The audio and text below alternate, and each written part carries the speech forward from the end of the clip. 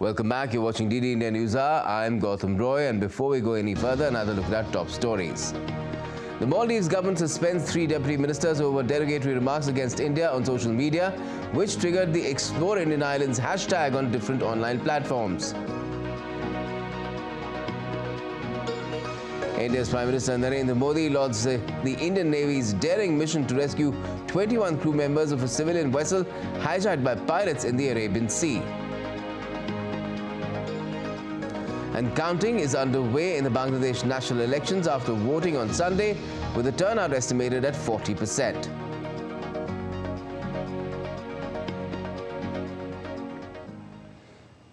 Let's now return to our top story, where the Maldives government has taken action suspending 3 deputy ministers over their derogatory remarks against India on social media, which triggered the Explore Indian Islands hashtag as well on social media. Veena Sikri now joins us, former senior diplomat, on this subject. Good evening to you. Ms. Sikri, what do you make of what has happened in the first place, the remarks that were made by these deputy ministers, and the response that has followed, not just on social media, but by governments as well? Well, I think that this party, President Muizo's party, did have India Out campaign as part of its manifesto and what they talked about in the pre-election period. So it is not surprising to see that this anti-Indianism is so near the surface as far as these 3 members of President Muizo's government is concerned. And what triggered it is very surprising. Our Prime Minister Modi, was in Lakshadweep, and there were some absolutely beautiful photographs of Prime Minister's visit to Lakshadweep. He tried snorkeling, he was enjoying the pristine beauty of the beaches and the coastline. And it was really something which triggered the imagination of the Indian public that, yes, wow, India has such beautiful places, and all of us should visit these places and explore Indian islands. Now, just as this thought was coming up in the Indian discussion, going viral on Indian television, there come these horrible, unacceptable and completely rude remarks by senior members of President Muizo's government. And it's surprising because, as you are showing on your screen, President Muizo had met our Prime Minister, had met Prime Minister Modi in Dubai. It was a good meeting. And President Muizo has been taking, in his own way, a balanced position, saying, yes, that has been part of my manifesto about the Indian military troops, but we are going to continue our defense cooperation, etc. So he was very conscious of the need to take this approach, a moderate approach. But then come his ministers, who have said these unacceptable things about India and about Indian leaders, about our Prime Minister. And I was absolutely amazed to see the response of the Indian people to this. Absolutely, in less than 24 hours, in just a few hours, as a matter of fact, there's such a unanimous response, not only from the average tourist in India, but from in Bollywood, from the best, senior most actors of Bollywood, from the cricketers, from the people who travel all over the world, and they have all come up to say that we do not accept that any foreign dignitary should say such things about India. We will not go to the Maldives. They're going to boycott Maldives, and we think there are a lot of beautiful sites in India that need to be developed and that we need to visit. Now, it is amazing to see how this popular response... And if this boycott happens, the fallout could be quite serious for the Maldives, right? Absolutely. Even during the COVID pandemic, if I may just remind you of one thing, during the COVID pandemic, because of the lockdown, tourism, which is the main industry of the Maldives, their main export income earner, it dropped to zero because nobody could come to the island, and their economy was really facing dire stress. And at that time, in order to help the Maldives government, the government of India allowed a number of what they call these bubble flights, which were sanitized and which had complete careful to travel from individual Indian cities directly to Malé.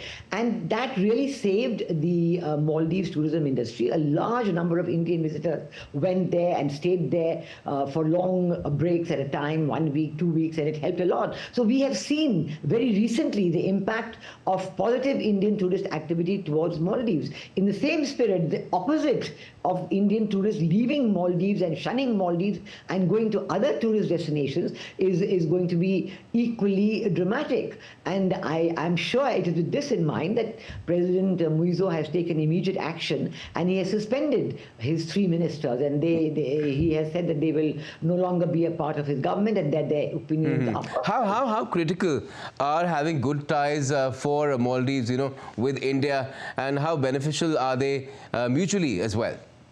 Oh, as part of India's neighborhood first policy, Maldives is certainly a very important part of the inner circle of India's neighborhood, very near to India. And also that we have seen with previous governments that India has had very good, positive, mutually beneficial relationships with Maldives on all issues, whether it is defense or security or tourism or infrastructure development. And every issue, we have had this very strong relationship. And we have seen that Maldives, the people of Maldives, they come in large numbers, particularly to the states of Kerala and Karnataka, and they are there for medical treatment, they are there for education, they are there for touristic purposes, for shopping. It's a huge huge industry, I would say, in the Maldives, coming to India, visiting India, staying in India for long periods at a time. And so obviously we know that from the Maldives there is this great benefit of them coming to India. So the average Maldives person would realize this definitely. And now that the step has been taken, the suspension of these 3 deputy ministers has been undertaken, what would it mean for the future of ties with the Maldives, where there is still India out that hangs in the air? People are making a lot of the fact that President Muizu has chosen to take his first foreign trip after coming to power to China instead of what has been the convention so far to India. Yes, he is going to China in the coming week, in the coming few days. And China is certainly very much part of this effort to edge out India and to re-establish themselves there in a big way. So I'm not surprised at that. But no, it's not his first foreign visit. He had, President Muizu did visit Turkey as his first foreign visit. And then he was in Dubai for the COP28, and he met our Prime Minister there. So he had met our Prime Minister before he meets President Xi Jinping. Yes, in Dubai. So but the bilateral visit, it's the first one now. Yes, but I think that, yes, President Muizu is aware of this. He knows, he realizes the mutual benefit. He has expressed the need to discuss this, to discuss it carefully, and he's trying, despite his election manifesto and the need to implement his election manifesto, he's trying to take a middle path. Certainly, India is willing to develop good relations with President Muizu's government, and there is no doubt that our government also has been very circumspect, but it is this amazing popular response that must have taken Maldives completely by surprise, to see that the Indian people are so sensitive to their own self-respect, to the dignity of their leaders, and they will not tolerate it. So I think that it's been a great lesson, not only for Maldives, but for, all... Certainly. And my last question to you, Ms. Sikri, if there is an anti-India sentiment, as seems to have been conveyed through, the social media utterances of these ministers, is there a way to address that? Should India and Maldives somehow think about addressing this issue as well? There is a tinge of anti-Indianness in every country around of South Asia. This is in part a response of a small country to a very, very big neighbor. And in part, it is a total response to local politics, where a political leader who may be on very good terms with Indian political leaders and will have very good discussions with Indian political leaders, but back in his own environment, because of local political and domestic reasons and both politics, then he does all different things. So this is happening. But I think that India has to be circumspect in the response. Overreaction at the government level is very careful. We do not do that at all. We have seen it now, even this time, that our government has been very circumspect, very careful, and not trying to overdo it in any way. But the message to the people of Maldives has gone through. It's gone through in a direct way without any kind of intervention by the government. The message has gone through, and I'm sure the people of Maldives will take it to heart and will think of their next steps accordingly. Certainly. Let's hope that things move along in a positive manner from here on. And right now there is a suspension. Perhaps more will happen once President Boizu returns after his trip to China, which he's starting, I think, on the 8th of this month. Thanks a lot for joining us for the moment, Ms. Sikri.